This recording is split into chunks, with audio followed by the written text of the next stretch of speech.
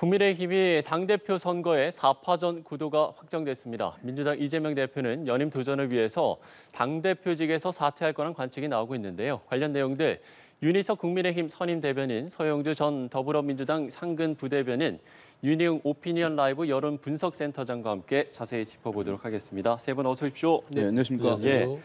자, 이번 주 일요일 오후 그야말로 국회 소통관이 아주 뜨거워질 것으로 보입니다. 나경원 의원이 1시, 한동훈 전 위원장이 2시, 또 원희룡 전 장관이 3시 이렇게 각각 1시간 단위로 릴레이 출마에 나서게 되는데 오늘 일단 먼저 출마를 선언한 윤상현 의원은 총선에서 패배한 이들은 자숙하라 이런 또 견제 메시지까지 던졌거든요. 아주 초반부터 좀 신경전이 치열한 것 같습니다. 그렇습니다. 이제 뭐 전당대회가 시작됐다고 봐야죠. 예, 이제 당대표 나오신 분들은 이게 선거니까요. 한 분만 당선되는 거니까 아마 신경전 또 서로에 대한 공격을 당연히 할 수 있다고 보고 일단 먼저 포문을 윤상현 의원 말씀처럼 2달 전에 있었던 총선에 관련한 그 패배에 관련한 책임론부터 먼저 제기될 수밖에 없다고 생각을 합니다. 거기 그 얘기는 결국 이제 한동훈 전 비대위원장에 대한 공격이라고 보겠는데요.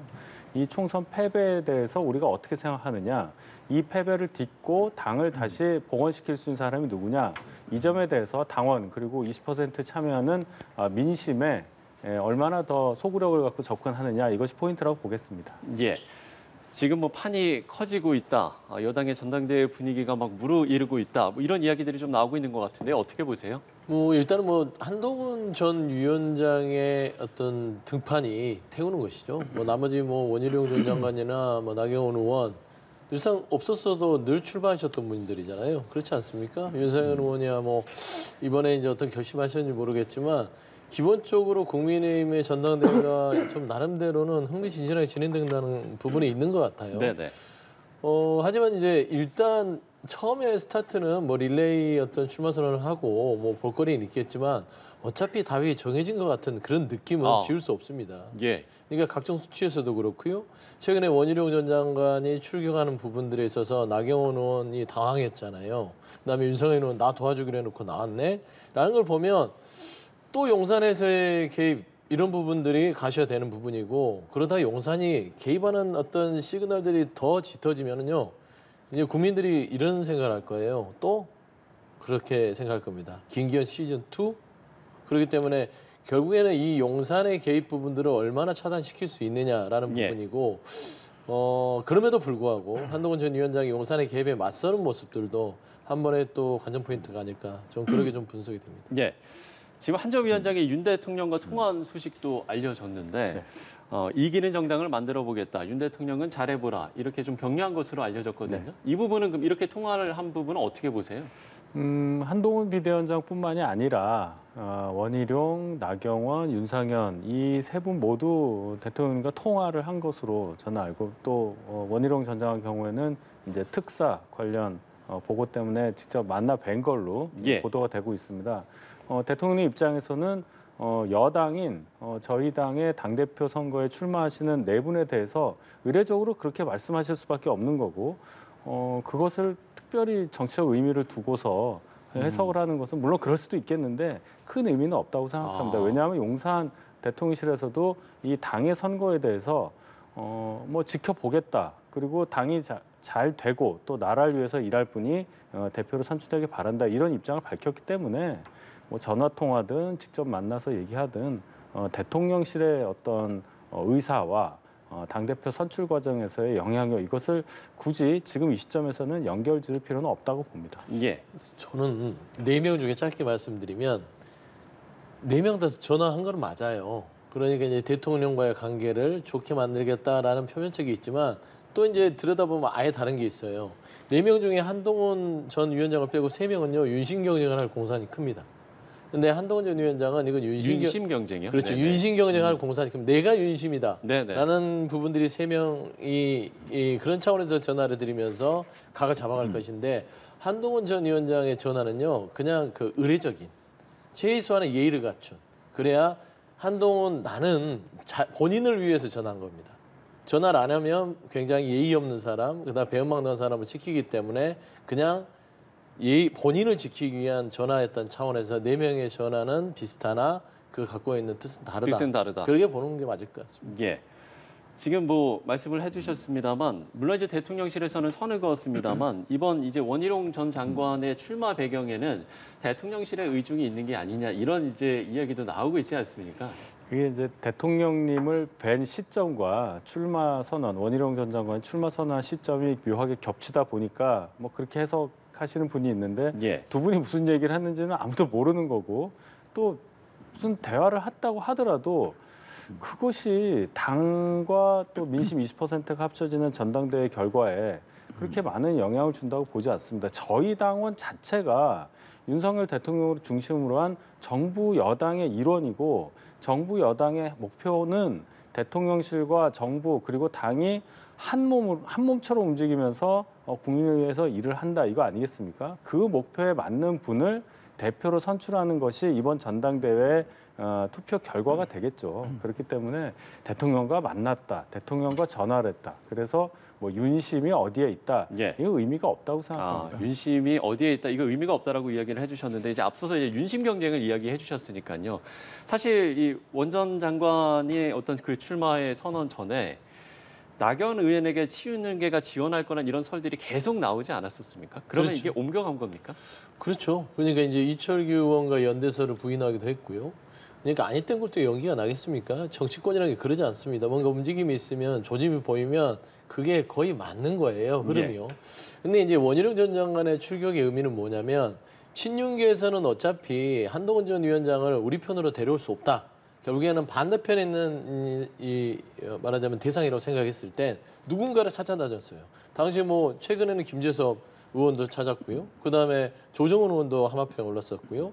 그다음에 나경원 의원과의 어떤 접촉을 통해서 신윤의 어떤 그 대리전 그러니까 대표 선수로 나가달라는 어떤 얘기가 있었을 텐데 저는 나경원 의원의 발언들 속에서 스스로 자초한 게 본인이 믿음을 못 줬어요. 친윤계 쪽에. 나를 믿어달라고 명확한 메시지. 나는 윤석열 정부를 지키고 윤석열 대통령과 친윤의 선봉장이 돼서 이 보수 정당이 국민의힘을 바로 세우겠다 이런 메시지가 안 나가고 예. 나는 친윤 아니에요. 그리고 이쪽에서는 저는 뭐 여러 가지 좀 이런 국민을 위해서 한다. 그리고 보수 전체를 아우르겠다. 뭐 뿌리가 없다 이런 식으로 하면서 결국 친윤은 우리가 지원했을 때 나중에 우리를 버릴 수도 있겠다. 근데 믿음이 떨어지는 어떤 결정을 내린 거죠. 그런 차원에서 원희룡 전 장관을 이리 재고 저리 쟀을 때 솔직히 나경원 의원이 가능성이 더 높다고 봐요. 객관적으로는. 원희룡 전 장관보다. 하지만 믿음은 훨씬 더 원희룡 전 장관이 있다는 생각하에 친윤그룹이 이런 결정을 하지 않았을까. 용산에서는 예스 외면하지만 네. 이 부분들은요. 친윤과 용산에서 교감이 없이는 이룰 수 없는 상황이다. 라고 볼 수밖에 없을 것 같습니다. 네, 지금 이 부분과 관련해서 물론 이제 윤심이 어디 있는지 지금 뭐 의미가 없다라고 이야기를 해주셨습니다만 혹시라도 첨언하실 내용 있으십니까? 그러니까 윤심과 소위 친윤이라고 하는 뭐 원내 국회의원들은지 이거는 좀 분리해서 볼 필요는 있다고 봅니다. 지금 서영주 부대변인 말씀하신 것처럼 나경원 의원이 출마 직전에 아직 선언 안 하셨으니까 예. 요즘에 내세운 어떤 발언들의 내용이 친윤이라고 불리는 의원들 입장에서는 다소 모호하게 들릴 소지가 있었다는 것은 인정할 수가 있겠습니다. 그런 차원에서 그러면 모호하지 않고 더 확실하게 얘기하는 사람이 필요하다. 이 차원에서 원희룡 전 장관이 출마를 했다. 이렇게 보는 것 또한 해석일 뿐이지 그것은 뭐 본인들이 출마 의사를 자유롭게 결정하는 거니까요. 결국은 전당대회에 임하면서 이제 출마 선언이 월요일 날 세 분이 동시에 하지 않습니까? 그때 어떤 각오와 어떤 비전을 갖고 당대표 선거에 출마하느냐 그것을 들어보면 다 판명이 날 일이라고 생각합니다. 예. 자, 어찌됐든 국민의힘 당권 경쟁 지금 이제 4파전 구도로 판이 커졌습니다. 지금 이 시점에서 저희가 여론조사 결과를 한번 살펴볼 텐데요. 6월 첫째 주와 둘째 주 후보 확정 전에 발표된 여론조사 결과를 지금 보여드리고 있습니다. 데일리안 의뢰로 여론조사 공정위 전국 성인 남녀 1,002명을 대상으로 조사한 결과인데요. 자세한 내용은 중앙선거여론조사심의위원회 홈페이지를 참고하시면 되겠습니다. 지금 보면요. 한동훈 위원장이 물론 이제 조금 수치가 떨어지긴 했습니다만 56.3% 그리고 원희룡 전 장관이 13.3% 또 이제 불출마 선언을 한 유승민 전 의원 또 나경원 의원 이런 순인데 일단 이 여론조사 결과 어떻게 좀 분석을 해주시겠습니까, 센터장님? 예, 지금 나오고 있는 그래프에서 보면은 한동훈 전 비대위원장이 56%까지 나오고 있는데요. 예, 이 예. 조사는 이 여론조사에서 국민의힘 지지층만을 대상으로 한 결과입니다. 예. 예, 그러니까 일반 국민이 아닌 것이죠. 그러니까 근데 이제 국민의힘의 전당대회 룰이 여당 그 민심이 들어가긴 하는데 그 민심에서 국민의힘 지지층과 무당층만 이제 들어가는 것입니다. 예, 그러니까 그러면 당원 조사는 왜 없냐? 당원 조사는 사실 쉽게 할 수 없는 것인데 예. 이 지지층의 여론과 뭐 유사한 흐름들 또 약간 다른 측면도 있겠습니다만 그 참조를 이제 할 수 있는 것인데 어쨌든 전반적으로 당원과 흐름도 이제 유사하다고 봤을 때 상당히 1위 후보와 나머지 후보들의 격차가 이제 매우 큰 상황입니다. 그러니까 통상적으로는 한 뭐 15% 20% 차이가 난다고 한다면 어떤 이제 뭐 연대나 아니면 어떤 캠페인에 의해서 상당히 사실은 불확실성이 매우 높다라고 얘기할 수는 있을 텐데 예. 지금 이 조사만 놓고 봤을 때는 여러 가지 많은 것들을 한다 하더라도 사실은 이 순위가 뒤바뀌기가 쉽지 않은 그런 이제 수치인 상황이긴 하거든요. 그리고 유승민 전 의원이 불출마를 했는데요.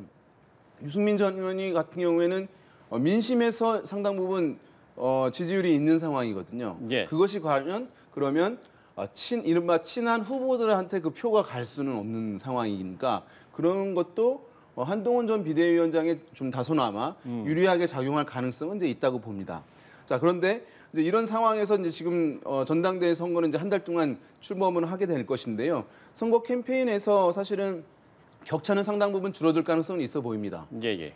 예, 왜냐하면은 지금 보면 한 1위를 타겟으로 해서 공격할 수밖에 없는 것이거든요. 그러니까 다른 후보들이 어쨌든 한동훈 이제 비대위원장을 향해서 총선에 대한 이제 심판에 책임을 묻는 그런 선거로 이제 진행될 가능성이 있는데요. 또 한 비대위원장 입장에서는 이번은 총선 심판, 총선 패배에 책임을 묻는 자리가 아니라 지금 현재 국민의힘에 새로운 변화가 필요한 시점, 그 새로운 변화의 인물을 뽑아야 한다고 얘기를 아마 할 거예요. 이제 이 논리가 총선에 대한 책임을 묻는 선거이시냐, 아니면 국민의힘 지금 현재 새로운 모습으로 변모되어야 하는 것을 로 가야 된다고 하는 것의 프레임이냐, 이 프레임에서 이제 결정이 되면서 한 비대위원장이 상당히 비판을 많이 받게 될 상황이고 그런 면에서 봤을 때는 격차는 상당히 줄어들 것으로 보이긴 하는데 다만 지금 전반적으로 의외의 결과를 나올 수 있는 또 이른바 친윤 후보들이 연대나 아니면 결선 투표제 등을 통해서 결과를 뒷바꿀 수 있을지 지금 상황은 사실은 쉽지는 않은 그런 상황으로 지표를 읽을 수밖에 없는 상황입니다. 예, 알겠습니다.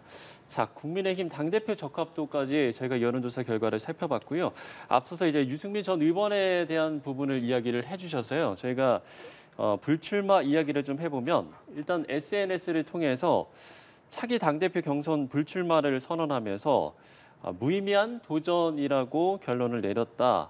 절박함이 시작될 때 저의 역할을 다할 것이다. 이렇게 이야기를 했습니다. 글쎄 어떤 이 불출마 배경, 그래도 어떤 의미라고 해석을 하시는지요? 의미 있는 도전이 되기 위해서는 당선 가능성이 상당히 높거나 네. 낙선을 하더라도 다음 선거 또는 정치적 이벤트에서 본인의 입지가 더 강화되는 이유를 찾아야 할 텐데 지금 유승민 전 의원에 대한 여러 여론조사 지표라든지 또 7대 3보다도 더 민심 비율이 낮아진 8대 2 경선 룰 이런 것을 볼 때 말씀하신 대로 무의미하다. 나가서 승산이 있다고 보기가 굉장히 어렵다. 아마 이런 판단을 내리신 걸로 보입니다. 예. 일각에서는 유 전 의원의 앞으로의 좀 행보를 생각했을 때는 이번에 결과가 어찌 되든 이 당내 경선, 그러니까 전당대회에 출마하는 게 낫다 이런 이야기도 있었잖아요. 그건 이제 예, 본인이 선거를 안 뛰니까 그렇죠. 예. 뛰는 선수를 생각하면 그렇게 쉽게 출마라는 게 결행할 수 있는 게 아닙니다. 그러니까 여러 가지 정치적인 부담도 있고요, 경제적인 부담도 있는 부분이고요. 또 본인의 메시지에 대한 부담도 남는 것이 있어요. 예. 그래서 굉장히 신중하게 고민하는 것인데 저는 유승민 전 의원의 불출마 선언은 쉽게 이해가 됩니다. 첫 번째는 아마 오래전부터 안 나가는 쪽으로 고심했던 것들은 결국에는 황우여 비대위에서 8대2로 결정했잖아요. 7대3도 아니에요. 예. 결국에는 기본이 돌아가는 게 7대3인데 5대5도 아닌 8대2로 왔다는 것은 결국에는 크게 변화를 주지 않겠다는 의지였고, 두 번째는 한동훈 전 위원장을 대세론으로 유승민 전 의원도 분석했던 것 같아요. 근데 본인이 나왔을 때 전체적 여건이 한동훈 전 위원장하고 있으면 뭔가 메시지를 같이 낼 수 있을 텐데 원희룡 전 장관의 출마, 이거를 저는 저희 유승민 전 의원은 용산의 개입으로 본 것 같습니다. 그러면 뭐 달라질 게 없다, 변하지 않은 부분이고 아직도 절박하지 않구나라는 메시지입니다. 그래서 아직 국민의힘이 이 변화를 통해서 심각성을 받아들이지 않고 절박함이 부족한데, 본인이 가서 이 당대표에 뛰어들어서 모든 정치적 부담을 뛰어들고 만큼의 의미가 있느냐. 희생하지 않겠다. 그래서 때려 기다리겠다고 불출마를 한 것 같은데요. 뭐 유승민 전 의원 뭐 정치적으로 어떻게 평가를 받든 아니면 이번에 출마를 안 해서 정치로 사라지든 그건 또 개인의 어떤 판단이기 때문에 일단 전체 구도에 있어서는 큰 변화가 없을 것 같습니다. 예, 알겠습니다. 만약에 한동훈 전 비대위원장이 출마를 하지 않았다면, 이번 전당대회에 출마하지 않았다면 유승민 전 의원의 출마 가능성은 매우 높았다고 볼 수 있습니다. 왜냐하면 이른바 이제 비윤계에 나름 구심이 될 수 있다고 생각을 했을 텐데, 지금 한동훈 전 비대위원장이 출마를 하게 됨으로써 사실상 비윤계 구심이 한 전 위원장이 돼버린 거예요. 그러니까 그런 상황에서 유승민 전 의원이 출마하더라도 비윤계의 어떤 존재감 있는 구심점이 되기는 쉽지 않은 상황, 공간이 확보되지 않은 상황이 아마도 결정적으로 불출마하게 된 배경이 아닌가 생각됩니다. 예, 알겠습니다. 자, 민주당 얘기로 넘어가 보겠습니다. 민주당에서는 이재명 대표의 당대표 사퇴와 연임 도전이 가시화되면서 지금 글쎄요, 이 8월 전당대회 흥행에 대한 당내 고심도 좀 있을 것 같거든요. 보시면 되죠. 그러니까 이제 민주당 내에서는 역대 당대표 연임을 하겠다, 아니면 연임이 이렇게 표면적으로 기정사실화되는 부분들이 생경합니다. 예. 그래서 당내에서도 초창기에는 연임을 하는 것들이 과연 옳은가라고 고민하라는 쓴소리들도 있었고요. 예를 들어 저도 개인적으로 그렇습니다. 이재명 대표 본인의 대선 가도에 있어서 과연 연임이 도움이 되겠느냐. 예. 뭐냐면 결국에는 정치인은 이미지로 남는 겁니다. 현재는 여러 가지의 득실은 지금이에요.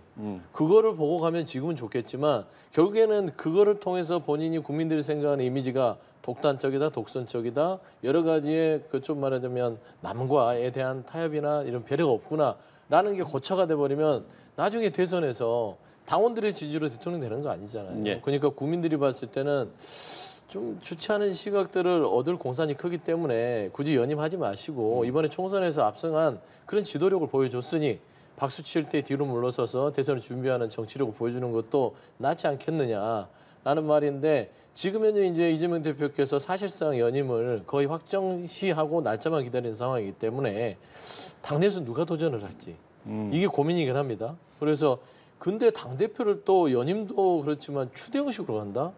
이것도 좀 고민입니다.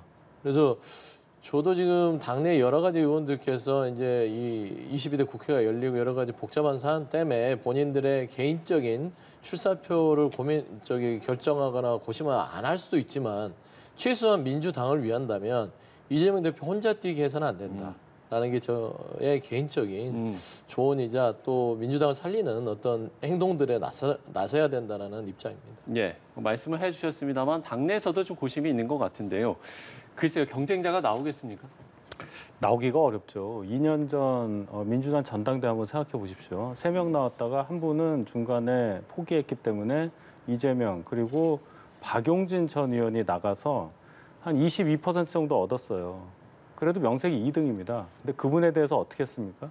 공천 과정에서 4번이나 기회를 박탈하려고 엄청난 시도를 해서 결국 공천을 안 줬습니다. 2등한 전당대회에서 2등한 후보에 대해서도 그렇게 압박을 가했으니 지금 어대명이라는 단어가 그때 처음 나왔어요. 지금 이제 어대명 2가 되겠죠.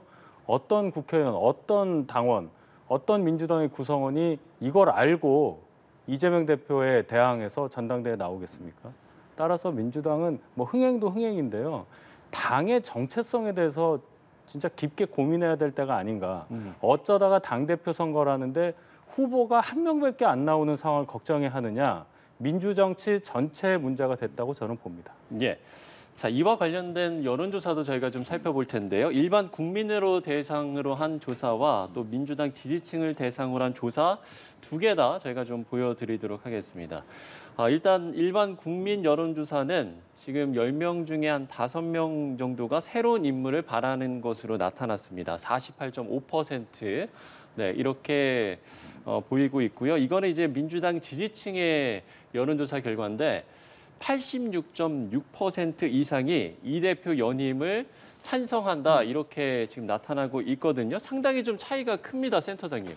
네, 맞습니다. 이제 일반 국민들 전체적으로 봤을 때는 뭐 비슷한 40%대이긴 합니다만 예, 새로운 인물이 맡아야 한다는 응답이 이제 다소간 수치상 높은 결과입니다. 그래서 예. 이제 어쨌든 뭐 많은 국민들이 어떤 상황에서 정치적 상황에서 이제 변화를 원하는 것들이 항상 이제 앞설 수밖에 없는데요.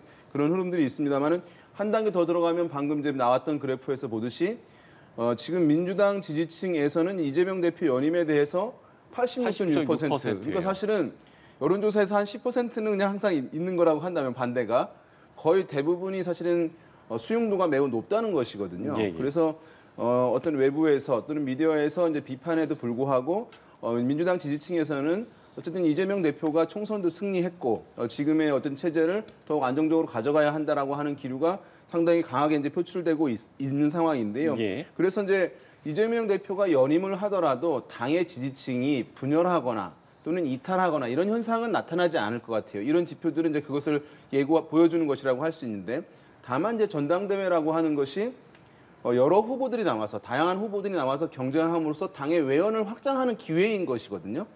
지금 보면은 민주당 같은 경우에 지지율이 총선 이후에 약간 정체되어 있는 상황인데 예, 예. 역동성이 사라지고 다양성이 사라지니까 외연을 확장할 수 있는 전당대회 기회를 충분히 활용하지 못할 수 있는 그런 상황이니까 민주당의 입장에서는 좀 그것을 좀 고민을 하고 지금이라도 추가적인 새로운 후보들이 나와서 좀 경쟁이 있는 그런 전당대회를 만드는 것이 당의 전반적인 어떤 대중의 지지 확대 이를 위해서는 필요하지 않을까 생각됩니다. 예, 알겠습니다. 저희가 지금 정당 지지도도 좀 짧게 좀 짚어보도록 하죠. 이 부분의 여론조사는 한국갤럽이 자체 조사한 내용이고요. 전국 성인 남녀 1,002명을 대상으로 조사를 했고 마찬가지로 자세한 내용은 중앙선거 여론조사 심의위원회 홈페이지를 참고하시면 되겠습니다. 지금 국민의힘이 32%, 더불어민주당이 28%. 이 지금 여론조사 결과는 어떻게 좀 보세요? 민주당 지지율이 지금 의석수 분포하고는 전혀 안 어울리지 않습니까? 의석수가 거의 뭐 200석에 가까운 범야권이 갖고 있는데 총선 이후에도 이렇게 민주당 지지율이 안 올라가고 정체를 보이고 있다는 것은 가진 의석수에 비해서 민주당이 보여주고 있는 여러 정치 행태가 원구성부터 시작해서 굉장히 많은 문제가 있다고 국민들께서 보시기 때문이다. 물론 저희도 의석수와 관계없이 책임을 지고 있는 여당이기 때문에 국회에서 조금 더 책임 있는 모습을 보여드렸어야 하는데 그러지 못했기 때문에 저희의 지지율 또한 답보 상태를 보이고 있는 거라고 생각합니다. 결론은 양당 모두가 국민들께서 납득할 수 있을 만한 그러한 정치 행보를 총선 이후 2달 지났는데 전혀 보여주지 못하고 있다. 특히나 절대과반 의석을 갖고 있는 민주당의 책임을 더 엄중하게 묻고 계신다. 저는 그렇게 해석합니다. 예. 그러니까 양당 모두가 답보 상태다. 결국에는 납득할 만한 어떤 성과나 이런 것들을 좀 보여줘야 되는데 그런 부분이 좀 부족한 것 같다라고 분석을 해주셨거든요. 어떻게 좀 보세요? 근데 이제 정당 지지율이 그렇게 큰 폭으로 앞섰던 적은 없습니다. 대략 30%에서 오차범위 내로 왔다 갔다 출렁출렁 하거든요. 그러니까 출렁이는 모습을 보고 이 민주당의 정당의 활동에 대한 평가를 하는 것인데 저는 조국혁신당과 민주당은 연동되어 있다고 봅니다. 보면은 조국혁신당이 반등을 할 때는 민주당이 좀 빠져요. 그리고 조국혁신당이 좀 소폭 빠질 때는 민주당이 다시 올라갑니다. 예. 그러니까 결국에는 진보 진영 내에서 평가를 할 때는 대략적으로 37에서 36%의 그 범위를 가지고 있거든요. 그러니까 최근에 이제 조국혁신당이 여러 가지 이슈 파이팅을 할 때는 조국혁신당의 시선을 끌리면서 민주당이 조국혁신당보다 엄청나게 의석이 많은데 이거밖에 못해? 라는 평가들이 그 내부에서 이루어진 것 같고요. 최근에는 이제 여러 가지 국정에 대한 드라이브를 입법부에서 끌고 가잖아요. 최병 특검부터 시작해서 민생 법안부터 시작해서 뭔가 좀 착착착 좀 속도감 있게 안정감 있게 하다 보니까 다시 민주당 쪽으로 넘어가고 조국혁신당은 역시 소수 정당이기 때문에 좀 힘을 실어주기에는 한계가 있구나라는 평가들이 민주당으로 건너온 것 같고요. 근데 이제 국민의힘 자체도 보면 30%대에서 뭐 그냥 등락이 고만고만합니다. 그러니까 정부 여당이라는 것은 더 높아야 됩니다. 그리고 정부 여당의 정당 지지보다는 대통령의 지지율이 훨씬 더 높아야 됩니다. 근데 이 자체가 거의 3년 동안 기형적으로 이 정당의 어떤 이 지지율보다 대통령의 지지율은 늘 밑바닥을 이렇게 가고 있기 때문에 결국에는 뭐 정당 지지율에 대한 분석보다는 대통령의 지지율 쪽에서 좀 분석을 들어가는 게 훨씬 더 좀 국정 운영에 대한 평가가 옳지 않을까 생각합니다. 예. 지금 이제 국민의힘이 이제 이번 주부터 전당대회 분위기가 좀 무르익어 가기 때문에 글쎄 그 컨벤션 효과라고 하죠. 어떤 컨벤션 효과를 좀 누릴 가능성도 있겠습니까? 네, 가능성이 있습니다. 이제 정당이 전당대회를 하게 되면 거의 예외 없이 정당의 지지율은 상승하는 흐름들을 보여왔거든요. 그것이 이제 굉장히 흥행이 성공했을 때, 그러니까 대중의 국민의 주목도를 높였을 때 그런 효과가 나타난다고 할 수 있거든요. 그래서 지금 보면 국민의힘 지지층은 어쨌든 여당으로서 제 역할을 하고 있냐라고 하는 비판도 많이 있어서 추가적인 상승에 지금 제약이 있고 지지층이 충분하게 결집되어 있지 않은 상황이긴 합니다만은 전당대회에서 여러 후보들이 아마 치열하게 경쟁을 하게 되고 대중의 주목을 끈다고 한다면 약간 좀 느슨해져 있던, 약간 이탈해져 있던 보수층들 또는 이전 지지층들을 일정 부분 회복하는 효과도 가져갈 수는 있을 것 같습니다. 예. 자, 정당 지지도까지 살펴봤습니다. 윤희석 국민의힘 선임 대변인, 서영주 전 더불어민주당 상근 부대변인, 윤희응 오피니언 라이브 여론분석센터장과 정치권 이슈들 짚어봤습니다. 오늘 말씀 고맙습니다.